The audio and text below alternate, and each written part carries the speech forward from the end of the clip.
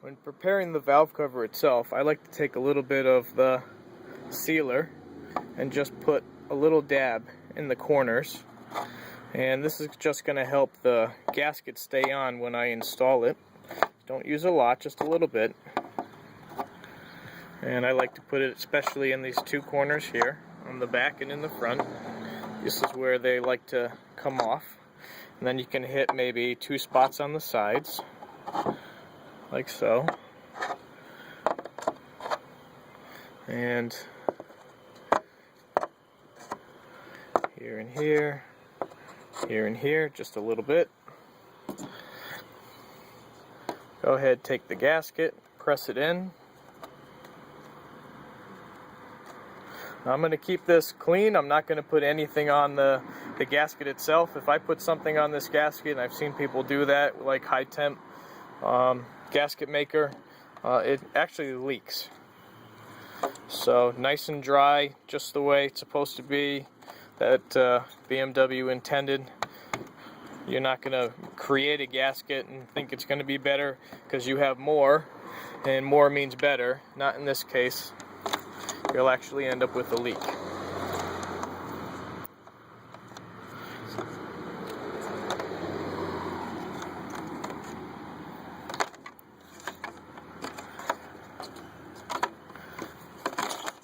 Okay. Just push that right in. And what's nice is that this is all, everything lines up with the holes.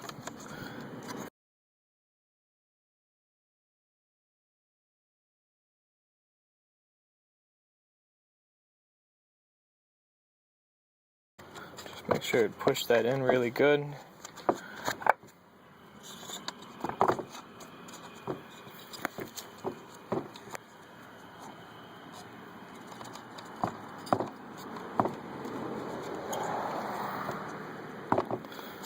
And then sometimes I do this first, and that way this has time to sit a little bit so that that high temp gasket maker can get a little bit tacky, so that it will help keep the gasket in place during the installation of the valve cover.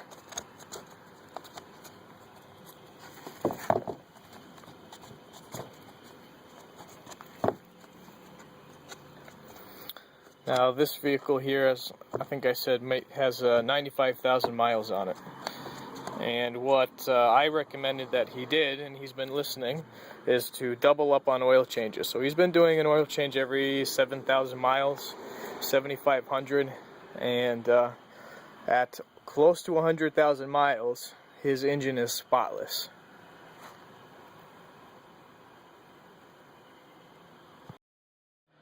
So we're going to put a little bit here, a little bit here, and I like to put a small bead along here as well. You can just do the corners like this, so a lot of times, at least for this part, I'll put a little bit on the outside.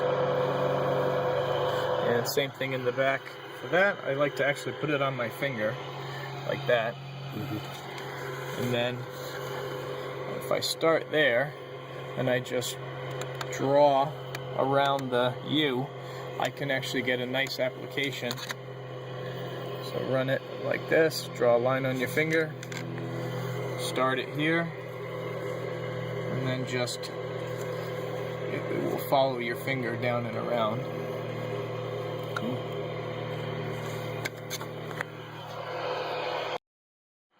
Alright, make sure that all of these are secure and pushed down. So when I flip this over, everything should stay in place, because I did put some of that little bit of that high temp grease to hold everything in. Just slide that back.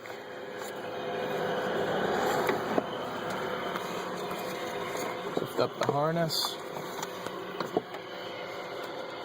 Line everything up a bit. And it should drop right into place.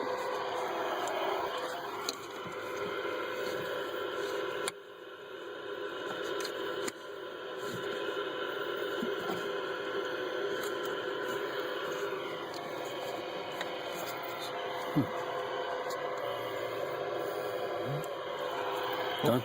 Yep. So using an inspection mirror, just check those half shoes to make sure that the gasket's seated correctly. And that looks good. And we'll double check it after it's tightened down. Okay, if you remember, the ones with the studs on them go in the center, all four. You just want to start them.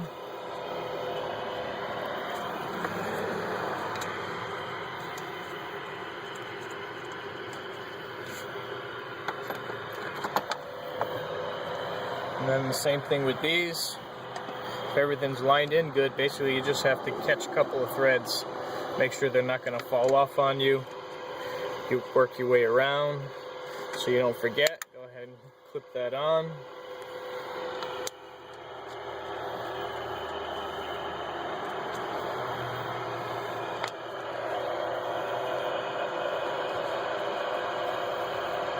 So then just go ahead and work around the whole thing, just being careful not to drop any down here. If you do, you might have to find them, or if you can't find them, then you'll have to actually go out and buy actually a separate part. You always want to start these by hand. Don't think you can speed it up by starting it using either a ratchet, or you can maybe with a ratchet you'll be okay, but any air tools, you don't want to cross thread anything. So start it first. Once it's started, then you're good. If you are using air tools, to go ahead and tighten it down. Just be cautious so you don't snap the studs with air tools. I have this one in particular, which actually is a weaker 1/4 inch ratchet, and this one here, if I tighten something down, it's going to stop before it snaps anything. And then when I'm done, I'll just go around and just double check them by hand.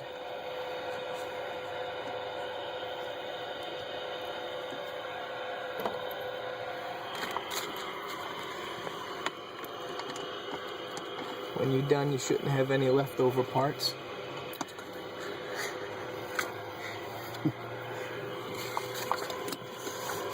And then, of course, this is the harder one in the back. Just go by feel. Okay. So those are all seated in. Now I'm going to start to tighten. Now, like any normal thing, you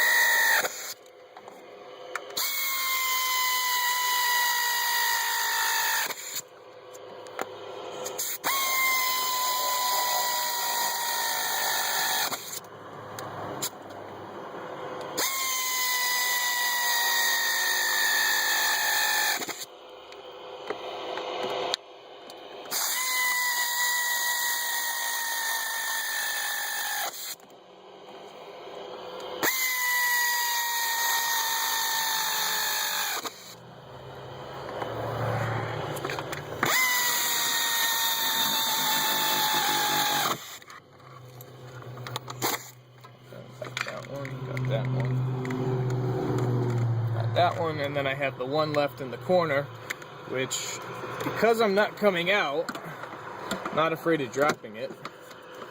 You can get, if you have the right size tool, you can just get in there and tighten it.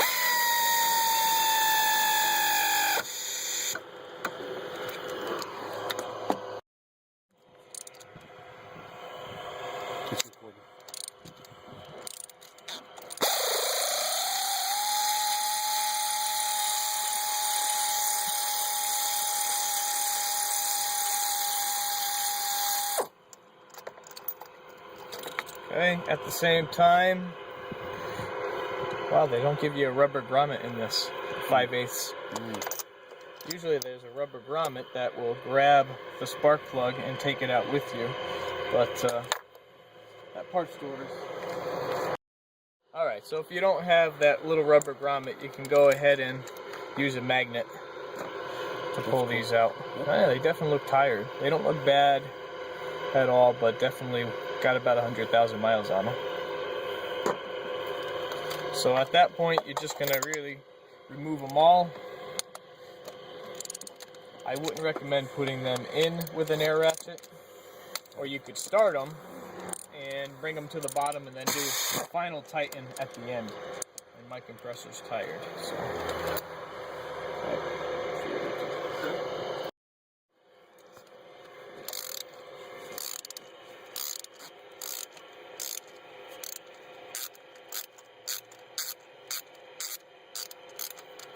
Once they're loose, you can actually just go straight down and just break them all free.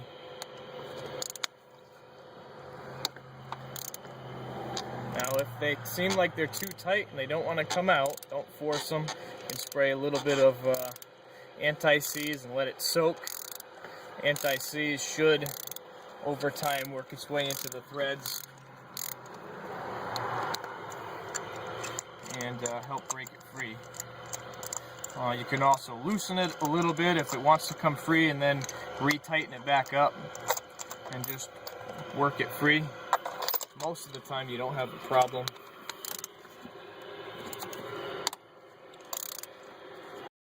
You on? Okay.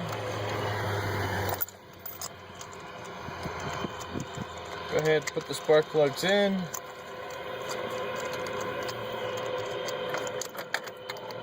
Again, it's nice to have that rubber piece holding everything in, so the spark plug just doesn't fall in, but like that, yep.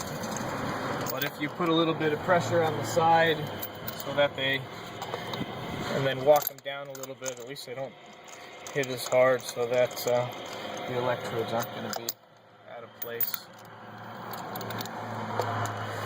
And these are Bosch spark plugs. Basically, you just want to snug it down. If you want to use a general rule of thumb, you don't have a torque wrench, go ahead and snug it down, it's snug, and then give it a quarter turn, and that should do it. You don't want to over tighten. So again, if you don't have a torque wrench handy, go ahead, snug them down.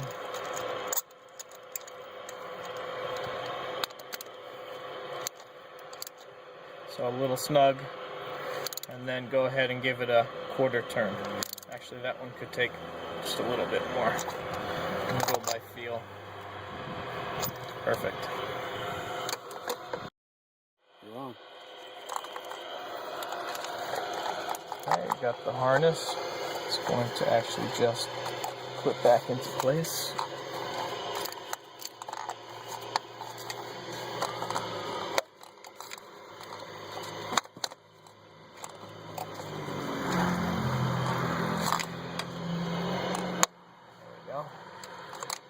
Okay, that's for our coils. First thing I'm going to do is do my grounds.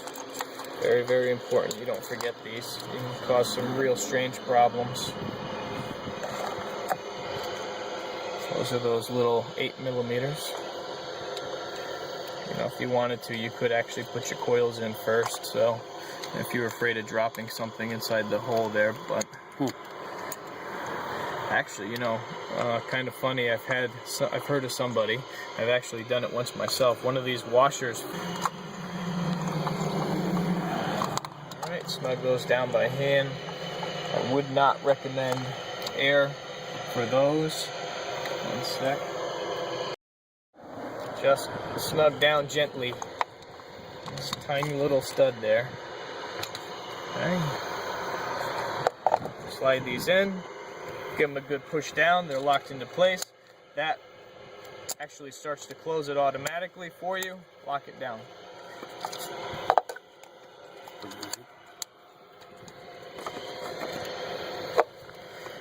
And these are the Bosch coils. Bosch coils have this silver housing. The Bremis are all black. Seen a lot of problems with Bremi coils. Actually, there was a service bulletin BMW had to replace Bremis with Bosch on E46s and M3s. I've actually seen a coil on an M3 cook the engine computer.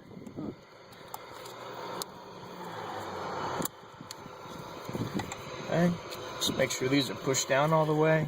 Everything's clipped in. And our grounds are good. Right, just to double check everything. Now I'm ready just to put the cover on, and I'm done. Put the cover on this, put my housing back on, the microfilter housing, and I'm done.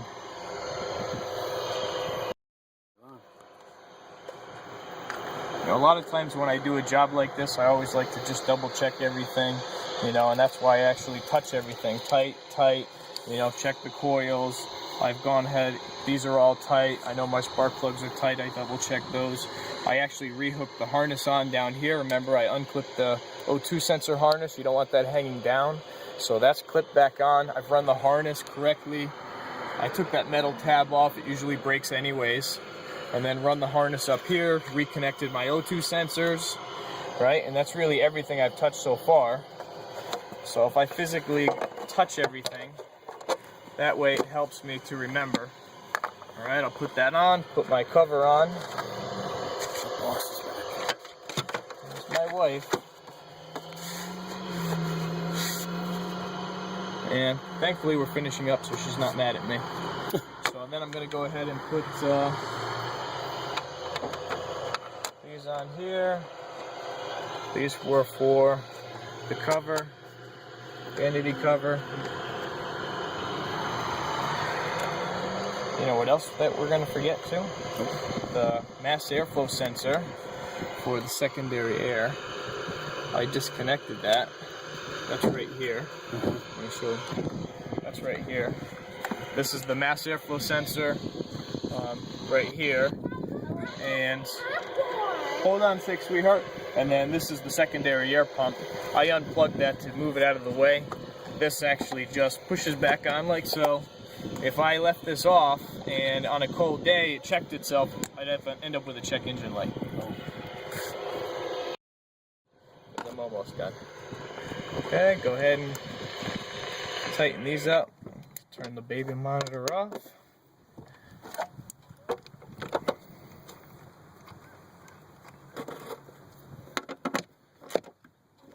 Okay, snug everything down. And these don't, like on everything, don't over tighten. That's a newbie mistake. Use a 1/2-inch impact gun on something like this and just snap it right off. Then I got my little vanity covers. Sometimes these little tabs break and you can actually just rest them in there, they don't come off, but you'd have to replace them if the tab did break. Like anything, gets brittle over time. Okay. Here's that housing for the cabin air filter. That just sits right there. Wiggle it in, pull the gasket over the top. Gasket over the top. That's in place. And then go ahead and just tighten these up. It's a T30.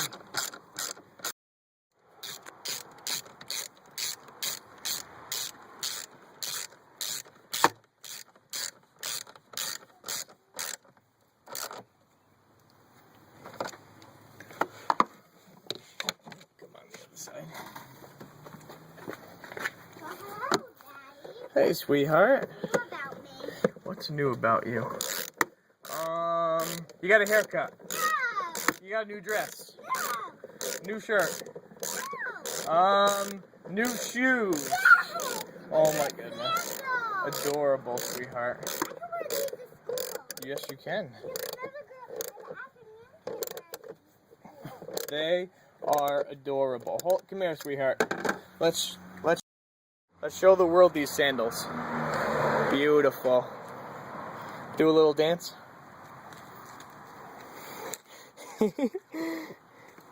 Adorable. Right, here's the, it does need a new microfilter. Well, I'm hitting this out. Alright, see these little tabs right here? They actually slide right in, right to there. And that's it, just rests in there. It's really, the microfilter is quick, easy. This slides right under the gasket. Just line it up. Push them down, twist them. Yeah, and that's it. Done.